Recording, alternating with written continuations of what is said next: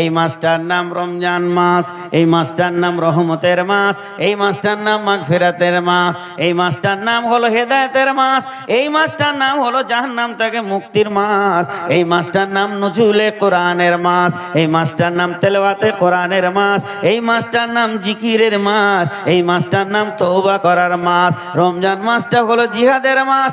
এই মাসে প্রথম বদর যুদ্ধ হয়েছে 17 রমজান, প্রথম কোরআন নাজিল হয়েছে 21 রমজান। অতএব বন্ধুরে, রমজানের ভিতরে অনেক অনেক ফজিলত ঢুকে আছে। এই রমজানের ভিতরে একটা দিন রাত আছে যার নাম হলো শবে কদর। এই রাতটা হলো কান্না করার মাস। এই মাসের ভিতরে বান্দা তার গোলামের সাথে সম্পর্ক বাড়াবে। তার জন্য আল্লাহ বলছেন শাহরু রমজান আল্লাযী উনজিলা ফীহিল কোরআন।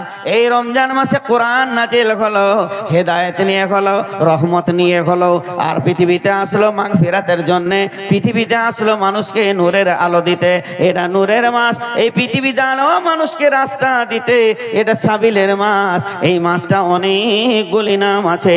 অতএব বন্ধুরে, আল্লাহ তাবারাক ওয়া তাআলা তার গোলামদেরকে বলছে, গোলাম আমার প্রেমে রোজাটা তোমরা রাখো।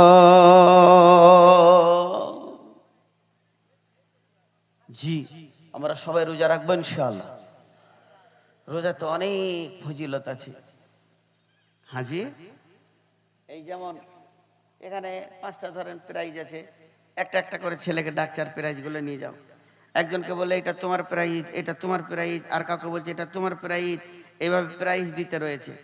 আল্লাহ তাবারাক ওয়া তাআলা বলছেন, ইয়াকুলুল্লাহু আযজা ওয়া জাল কুল্লু আমালি ইবনি আদামা লাহু ইল্লা সিয়াম ফাহুয়া লি ওয়া আনা আজজি বি ইন্নামা ইয়াতরুকু তাআমাহু ওয়া সারাবাহু।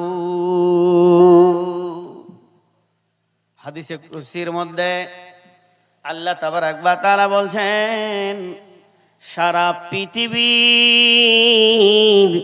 ইবনে আদম যত আমল করে নিজের জন্য করে, আমাকে রাজি করার জন্য করে, কিন্তু শুধুমাত্র সিয়াম, ইল্লা সিয়াম, রোজা একটা এমন ইবাদত যতজন রোজা রাখে আমার জন্যই রাখে।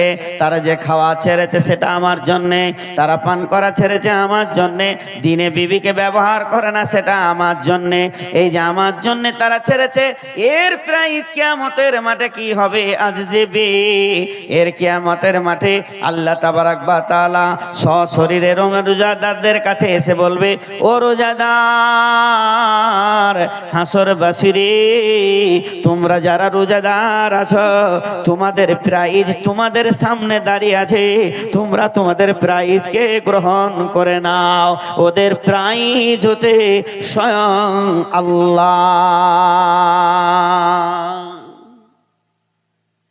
জি, রোজাদারদের প্রাইজ স্বয়ং আল্লাহ। আমরা রোজাটাকে খুব অবহেলায় রেখেছি। ভাই, যে কদিন আসেন 1-2 করে উঠছেন, উঠতে লাগলে তো আমি সমাপ্তি ঘোষণা করব। শুধু আর একটা হাদিসের তর্জমা করব, বেশি লেট করব না। আপনারা বসেন, আর মাত্র 10-15 মিনিটের জন্য বসেন, উঠে না। 2টো লোক উঠে গেলে আর 5টা লোক চলে যাচ্ছে। আর এখন জালসা 11টায় শেষ করার চিন্তা করতে হবে। আর ভাই, সবাইকে বলছি, আজকে যাদবপুরের লোক জালসা কমিটি, কালকে আর কোনো গায়ের লোক জালসা কমিটি হবে। সবাইকে বলছি মেলা বন্ধ করেন। যাদবপুর ওয়ালারা করেছে তো ওই গায়ে যে বসেছে। আমি ওই গায়ে যখন গাড়ি নিয়ে ঢুকছি তো বলছি এটা তো যাদবপুর মনে হচ্ছে না, ফের মেলা রয়েছে, কি ব্যাপার? হ্যাঁ, আওয়াজ পাওয়া যায় না। ড্রাইভার বলছে যে মেলা রয়েছে, জিলিপি বিক্রি হচ্ছে, তো কোনো মাইকে সাউন্ড নেই। আমি তখন ভাবছি তো তাহলে এখন এসার টাইম হয়ে গেছে মনে হয়, নামাজ টামাজ পড়ছে। তা খাল পার করে দেখছি মানে ওরা আছি। ভাই, মেলা বন্ধ করে। এবার যতজন রোজা রাখবে ততজন হলো মুত্তাকি। কত বড় সৌভাগ্য আমাদের। হাসতে হাসতে জান্নাতে যাবে, সব গুনাহ মাফ হয়ে যাবে রমজান মাসে। আমি আপনাদের সামনে 2টি ছোট ছোট কথা বলছি এবার। বিসমিল্লাহির রহমানির রহিম। মান সামা রমাজানা ঈমানাও ওয়া ইহতিসাবা গুফির লাহু মা তাকাদ্দামা মিন জামবি ওমান কামা কিয়ামাল লাইলি ওমান কামা কিয়ামাল লাইলাতুল কদরি ঈমানা ওয়া ইহতিসাবা গুফির লাহু মা তাকাদ্দামা মিন জামবি।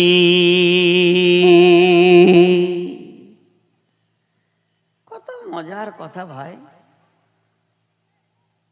কত মজার কথা।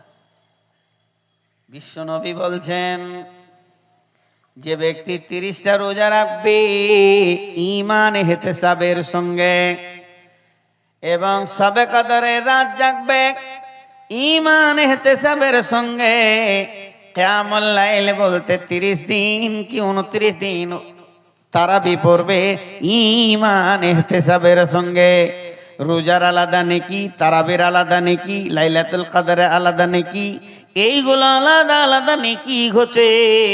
গুফির লাহু মা তাকাদ্দামা মিন জামবি, তার বিগত জীবনের যত গুনাহ ছিল সব মাফ হয়ে যাবে। রমজানে যে রোজা রাখলো তার জীবনে যত গুনাহ ছিল সব মাফ। কেউ বলছে কিছু গুনাহ মাফ, যাই হোক মাফ। হাজি ভাই, আমার একটা প্রশ্ন আপনাদের কাছে, আমি মাথা মোটা মানুষ, বুঝতে পারছি না, বুঝিয়ে দেন তো। রমজান মাসে 30টা রোজা রাখলাম, তারাবি পড়লাম, চোখের পানিতে কাঁদলাম, সব কিছু করলাম, তো আমার জীবনের গুনাহ সব মাফ হয়ে গেল। আবার রমজানের পর শুরু করে দেব। খাতা যখন খালি হয়েই গেল, এবার শুরু করবো চুরি করো, বাটপারি করো, মিথ্যা কথা বলো, জেনা ব্যভিচার করো, সুদ খাও, লোকের মাল চুরি করো, লোকের মাল মেরে লাও, 2-4টা মার্ডার করে টাকা পয়সা লুটে ফুটে আবার রোজা আসবে তো রেখে নেবো, ঝামেলা খতম। কথাটা ঠিক বুঝে এলো কিনা? আরে হ্যাঁ না বলে না? এতগুলো লোক চুপ করে বসে আছে। সারা বছর যা মন যাবে কর, লুটেলে, লুচ্চামি থেকে নিয়ে, বেশ্যাগিরি থেকে নিয়ে, চুরি বাটপাড়ি সুদ বেঈমান যা ইচ্ছা যাবে কর, খালি রোজা রেখে নিব। বিশ্বনবী বলেছেন তোর জীবনের গুনাহ মাফ। তো মাফ হবে কি হবে না? কেউ কেটে দিতে পারবে যে মাফ হবে না? কেটে দেখ, হাদিসটা তো রসুলের, কারো কাটার ক্ষমতা নাই যে মাফ হবে না। তাহলে মাফ হবে। কি মজা, কি মজা। রোজার পরেই সুদের ব্যবসা লাগাবো, কি মজা, কোটি কোটি টাকা করে নিব। কিন্তু একটা জিনিস জানেন, মুসলিমদের একটা বাচ্চা ছেলেও জানে, সেটা কি? বিনা উজুতে নামাজ হবে? হবে না। 4 বছর 5 বছরের ছেলে, ওর হুঁশ নাই, বাপ মসজিদে নিয়ে গেছে, বাপ উজু করছে, ও হাত মুখ ধুইলে মসজিদ ঢুকে গেল, ভাবছে এটা উজু। তার মানে ওর এই জ্ঞানটুকু হয়েছে বিনা উজুতে নামাজ হবে না। কিন্তু উজু নামাজ নয়। উজুটা কি নামাজ? কিন্তু লা সালাতা ইল্লা বিতহুর, উজুটা নামাজ নয়, কিন্তু উজু ছাড়া নামাজ। রোজার 2টা শর্ত আছে, এটা আজও পর্যন্ত আমরা খেয়াল করিনি। আল্লাহ রাসূল বলছেন, মান সামা রমাজানা, মান সামা রমাজানা ঈমানাও ওয়া ইহতিসাবা, যে রোজা রাখবে ঈমান আর ইহতিসাবকে সঙ্গে করে, ঈমান আর ইহতিসাবকে সঙ্গে করে, ঈমান আর ইহতিসাবকে সঙ্গে করে, গুফির লাহু মা তাকাদ্দামা মিন জামবি, ওই লোকটার জীবনের গুনাহ মাফ হয়ে যাবে। 70 বছরের যদি কঠোর বেঈমান হয় আর সুদ বাটপারি জেনা ব্যভিচার করে আসমান পর্যন্ত যদি গুনার পাহাড় করে দেয়, সবগুলো ভ্যানিশ হয়ে সাদা হয়ে যাবে। শর্ত হচ্ছে ঈমান আর ইহতিসাব রোজার ভিতরে রাখতে হবে। এই দুটো ছাড়া রোজা মাফ হবে না কিছুই। ঈমান কি ইহতিসাব সি, যেমন না খাওয়ার নাম রোজা, খেয়ে নিলে রোজা থাকবে না, তেমনি ঈমান আর ইহতিসাব থাকতে হবে। খালি এই দুটি বলে আপনাদের কাছে সমাপনী টানবো। ঈমানটা কি? আমার গুনাহ মাফ হবি, আমার রোজা কবুল হবি, শুধু রোজা কবুল হবে। হয় কি হয় না, এরকম চলবে না, হবেই। আমার গুনাহ মাফ হবেই। পৃথিবীর কারো গুনাহ মাফ হলো আর না হলো, আল্লাহ যখন আমাকে সাহারি খাওয়াচ্ছে, ইফতার খাওয়াবে, রোজা রাখার জায়গায় যখন আল্লাহ আমাকে এনেছে, রোজার ময়দানে যখন আল্লাহ আমাকে ঢুকেছে, নিশ্চয়ই আমার গুনাহ মাফ হবে। আল্লাহ তাবারক ওয়া তাআলা বলেন, বান্দা আমার উপরে যেমন ধারণা করবে আমি তার উপরে সেই রকম ব্যবহার করব। তুমি ধারণা মজবুত রাখো, পৃথিবীর কারো গুনাহ মাফ যদি না হয় তো আমার গুনাহটা মাফ হবে। এই ধারণাটা যখন তুমি রাখবে, আমি আল্লাহ তোমার ধারণা মোতাবেক ব্যবহার করব, তোমার গুনাহকে মাফ করে দিব। হাজি ভাই, একটা কথা জিজ্ঞেস করছি আপনাদেরকে, আজকে রোজা ইফতার হবে ধরেন 5টা 20-এ, 5টা 20-তে, আর আমি 5টার সময় শ্বশুর বাড়ি চলে গেছি। গাড়িতে 4 জন বড় বড় মৌলানা আর মাদানি ফাদানি চাপিয়ে দিয়ে চলে গেছি। আর হঠাৎ ওই 4টা বাইরের বড় বড় মেহমান আলিম দেখে আমার শ্বশুর পেরেশান। হাজি, আমরা চাষিবাসী লোক, চাষির ঘরে তো প্রতিদিন ফল ফ্রুট মাছ মাংস খাবার হবে না ভাই। কখনো মেহমান হলো, বেশি করে হলো, সবাই খেলাম, কখনো একবার দুবার এলো, তো ওরা ভাবছে যে আমরা আজকে মুড়ি টুড়ি খেয়ে ইফতার করবো, তারপরে ভাত খাবো। আর যখন এরকম মেহমান 4টা ঢুকে গেছে, জামাই আতাউর রহমান মাদানি, মতি মাদানি আর কে কে ঢুকেছে, তোমার শ্বশুর পেরেছে, খালি উস করছে আর পাইচারি করছে। হাতে আর টাইম নাই, 1 ঘন্টা আগে এলেও ভালো হতো, খবর দিলে না, ফোন করলে না, আমাকে বলতেও পারছে না লজ্জায় যে এটা কি করে জামাইকে বলি। আর উস করছে, দৌড়ছে। আমার 4টা শালা মোটরসাইকেলে 4 দিকে বেরিয়ে গেল। একজন গেল মুরগি আনতে, আরেকজন গেল আর কিছু আনতে, তেলে ভাজা আনতে, একজন গেল ফল আনতে, একজন গেল মিষ্টি আনতে। ওই চই লেগে গেল, গোটা ঘরটা শান্তি বসেছিল, আর 20 মিনিট পর মুড়ি টুড়ি খাবো, সব হইচই তোলপাড় লেগে গেল। বাড়ির বহুগুলা, কেউ চুলা জ্বালাচ্ছে, কেউ গ্যাস জ্বালাচ্ছে, কেউ এটা করছে, কেউ নাস্তা করে, এটা কর, গোটা ঘরটা যেন তোলপাড় লেগে গেছে। আর আমি বটুখানে বসে বসে মেহমানদেরকে বলছি, আমার শ্বশুর শালারা ভালো নয়, খেতে নাও দিতে পারে। আচ্ছা, এইটা যদি আমার শ্বশুরের কানে পড়ে, লোকটা শান্তি পাবে? জোরে বলে শান্তি পাবে? কিছু বলতে পারছে না জামাই বলে, মনে মনে 20 বার বলবে, কোন বান্দরের বাচ্চা রে, হ্যাঁ, এই ধরনের কথা বলে আমার গোটা ঘর পেরেশান হয়ে গেল। তুই এটা বললি কি করে, তোর এলো কি করে? রমজান যখন পৃথিবীতে আসে, রমজান যখন মেহমান হয়, পশ্চিম দিকে সূর্য যখন উঠে, আল্লাহ আর দুনিয়া আসমান জগৎ তোলপাড় লেগে যায়। জাহান্নামের দরজা বন্ধ করো, শয়তানকে বেঁধে দাও, জান্নাতের খুলে দাও দরজা, রহমত মাগফিরাতের দরজা খুলে দাও, আমার বান্দাদের গুনার দপ্তর আমার কাছে এনে দাও।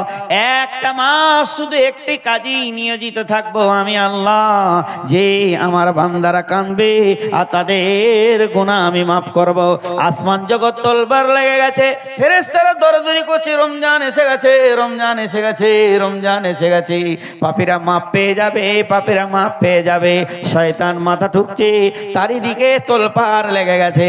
আর এদিকে যাদবপুরের মসজিদে দোয়া চলছে তারাবির পর, ইমাম সাহেব দোয়া করছেন, আল্লাহ ক্ষমা করে দাও, মাফ করে দাও, আমরা চুরি করেছি মাফ করে দাও, মিথ্যা বলেছি তুমি মাফ করে দাও, এ আল্লাহ আমরা তোমার গোলাম, কখনো সুদ খেয়েছি না, মাফ করে দাও। এরই ভিতরে মাস্টার কাঁদছে চোখের পানিতে, কথা তো ঠিক, আমি গুনাহ করেছি মাফ করে দাও, নিজের গুনার জন্য মাফ পাইছে। ডাক্তার কাঁদছে হু হু করে, মজ্জেন কাঁদছে চোখের পানিতে, আজি কাঁদছে, গাজি কাঁদছে। ওরই ভিতরে এক বেঈমান মাঝখানে বসে মাঝে মাঝে বলছে আমিন আমিন, আর একবার করে মনে বলছে মাফ হতেও পারে না পারে। আল্লাহ বলছে তোর মতো বেঈমান আর পৃথিবীতে দ্বিতীয়টা নাই। এই রকম নোংরা কথাটা তোর ভিতরে ঢুকলো কি করে রে? আমি মাফের জন্য মাসটা তৈরি করলাম, মাসটার নাম মাগফিরাতের মাস। এই রকম নোংরা জিনিস তোর ভিতরে ঢুকেছে, তার মানে তোর ধারণা আমার সম্পর্কে খারাপ আছে, আল্লাহ মাফ করতেও পারে না ও পারে। অতএব বান্দা শোনো, এটা হলো মাগফিরাতের মাস। বিশ্ব নবী বলছেন রোজা রাখবে ঈমানের সঙ্গে রাখো, 100% ঈমানকে বুকে নিয়ে রোজা রাখো। পৃথিবীর কারো মাপ না হলে আমারটা মাপ হবেই হবে। এটা হলো ঈমান। এহতেসাব। আপনাদের বিরক্ত লাগেনি তো? আর 5 মিনিট লিখি। কে বলছে চালান? মাথা খারাপ, 400 সুগার, সব পালিয়ে গেল। বললে হবে? সিরাজুল কানা থাকলো, মাইক থাকলো, রাত থাকলো। এহতেসাব বামানা ইখতিখলাস, ইস্তিফাইলের বাবে ইস্তিফাইলের কথা আলেমরা বুঝবে। আল্লাহ রসুল বলছে তুই এখানে হাত দে, দেখ কেন মসজিদে আসছিস বল। কথা বুঝতে পারছি কি না? কথার কথা বোঝানোর জন্য বলছি, আমি আপনাদের মসজিদের ইমাম, আর গেটে যে ঢুকছে যত লোক, কাউকে আমার বলার অধিকার নাই যে তুই বাড়া, যত বড় বদমাশ আসবে আসো ঢোকো। কিন্তু একবার বোঝানোর জন্য বলছি, ও 5 ওয়াক্ত নামাজ পড়ে না, সারা বছর আসেনি। এই মাগরিবে পশ্চিম দিকে রোজার চাঁদ উঠেছে, তো বেটিটাকে বলছে মাকে ওই গত বছরের রোজার সেই জামাটা বের করে দে, তো মুচড়ে ভরা আছে, ওইটাকে বের করিলে গোসল টোসল করে একবার মুসাল্লি থেকে মাথায় টুপি লেগে মসজিদ ঢুকছে। আমি ওকে গেটে জিজ্ঞেস করছি, তুই কেন এলি রে, তুই কেন এলি? এটা আমার অধিকার নাই, তাও জিজ্ঞেস করছি, বল তোর নিয়তটা বল, কি জন্য তুই ঢুকছিস? এর নাম হচ্ছে ইখতিখলাস। ইহতেসাব বলা হয়। এহতেসাবের কয়েকটা মানে আছে, তার মধ্যে একটা মানে হচ্ছে তুমি তোমার নিয়তকে জিজ্ঞেস করো কেন রোজা রাখতে এসেছো বলো। বিশ্বনবী বলছেন মনকে টানি কর, তুই কেন রোজা রাখছিস তুই বল। মন তখন বলছে গুনাহ মাফ হবে, জান্নাত যাব, আর ফুরফুর করে হাওয়াতে বাস করব, যত গুনাহ করেছি সব ক্ষমা হয়ে যাবে, ওই নিয়তে আমি এসেছি। কিন্তু বন্ধুরে, ওই নিয়তের সাথে আর একটা নিয়ত জোড়া আছে। আর একটা নিয়ত কি জোড়া আছে? যেদিন 30টা রোজা হয়ে যাবে মসজিদ থেকে পালাবো। এই মাল আছে কিনা? মসজিদে বিড়বিড় করে বলছে, হে মসজিদ, 1 মাস এসেছি, খুব বিরক্ত করেছি, আর আমি আসবো না, সালাম। বেঁচে থাকলে আগামী বছর দেখবো। দেখবেন ওই বদমাশগুলো রোজাতে ভিড় করবে, ওদের আবার গলার ফাঁড় কত, টাইম হয়েছে নামাজ পড়াও। ঈদের দিনে ওর আবার বহর কত, চোপার জোর কত, জুতা থাকলে ওদের মুখে মেরে দেওয়া দরকার। বিশ্বনবী বলছেন যারা রোজা রাখে না তারা যেন ঈদগাহে না আসে, তাদের ঈদগাহে কোনো আনন্দ নাই। ঈদের আসল আনন্দটা কি সেটা এরা বুঝে না। এরা ভাবছে নতুন জামা কাপড় পরে নিব, দলে দলে ঘুরে বেড়াবো আর সেলফি তুলবো, তাহলে এটার নাম হবে ঈদ। এর নাম ঈদ নয়। ঈদের আনন্দ, আমি 30টা রোজা রেখেছি, আজকে আল্লাহ আমার আমল নামাতে রোজার সবটা দিবে, আমার গুনাহগুলোকে আল্লাহ কেটে দেবে, নেকি লিখে দিবে। এই আনন্দে আমি ঈদের 2 রাকাত নামাজ পড়তে এসেছি। যে একটাও রোজা রাখলো না তার ঈদগাহে কি লাভ আছে? এবার ওই চিটিং বাজটাকে আল্লাহ বলছে তুই মসজিদ কেন ঢুকছিস? নবীজি বলছেন তুই জিজ্ঞেস কর কেন তুই মসজিদ ঢুকছিস। মনে মনে করছে 5টা হলো আর 25টা আছে, 20টা হলো আর 10টা আছে, 25টা হলো আর 5টা আছে, 27টা হলো আর 3টে আছে, 29টা হলো চাঁদরোনা, কার একটা রোজা রেখে নিয়ে আর আমি মসজিদে আসবো না, মসজিদ ছেড়ে দিব। ফেসবুকে দিয়েছে একজন ভাই, আমাদের কয়েকটা মুসল্লি হারিয়ে গেছে, পেয়ে থাকলে ধরে মসজিদে ভরে দাও। সল মাস হারিয়ে মুসল্লিরা কাঁদছে, এরা কোথায় গেল রে? এই মালগুলা কি মাল? এদের ব্যাপারে একটা উদাহরণ দিই আপনাদেরকে। সাইকেলের টিউব দেখেছেন? কথা বলে না। সাইকেলের টিউব দেখেছেন কিনা? নতুন টিউব, পুরাতন লয়, এখনই কিনে নিয়ে এলো, একবারে দোমনা থেকে নিয়ে এলো নতুন টিউব। যে নিয়ত করছে যে টিউবটা কেমন আছে একবার পাম্প করে দেখি, তো পাম্প করছে, ফসফস করে 1 ঘন্টা করছে, কিন্তু পাম্প হয় না, টিউবটা ফুলছে না। তো ঘেমে গিয়েছে, যে বসেছে, তোর ওর দাদু ওইদিকে পেরিয়ে যেছে লাঠি হাতে, বলছে কি করছিস রে? এই দাদু নতুন টিউব কিনে নিলাম গো, এখনই 250 টাকা দাম দিলে, ভালো টিউব, তো আমি পাম্প করছি, তা পাম্প হয় না। ঠিক নাকি? নতুন টিউব তো পাম্প হওয়ার কথা। তা লাঠি করে এমনি করে দেখছে, নজেলের পাশে এতটা কাটা, তো বলছে কাটা যে রে, তুই তখন বলছে আমি কেটেছি, এর ওষুধ কি আছে? ও বলছে আমি কেটেছি, টিউব কেটে তারপরে পাম্প দিতে শুরু করেছে। আপনারা বলেন পাম্পটা কখন হবে? 1 ঘন্টায় হবে? কথা বলেন, 1 ঘন্টায় হবে? 1 সপ্তাহ করলে হবে কি? সারা জীবন করলেও হবে না, সূরা ইয়াসিন পড়ে করলেও হবে না। টিউবটা যেমন পাম্প করা সম্ভব নয়, নিজে কেটে ওই টিউবটার লিকটা না সেরে নিজে কেটে নিজেই সিরিঞ্চিতে পাম্প মারছে, যেমন পাম্প হবে না।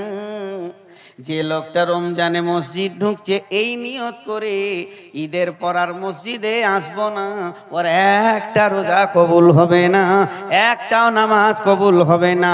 ও একদিকে লিক মেরে দিয়েছে, একদিকে নিয়তটা করে নিয়েছে রোজার পর আর আমাকে মসজিদে পাওয়া যাবে না, আমি যেমনকার ছিলাম তেমন হয়ে যাব। এর একটাও রোজা কবুল হবে না, একটাও আর গুনাহ মাফ হবে না। ফালতু ফালতু মসজিদ যেছে আর আসছে।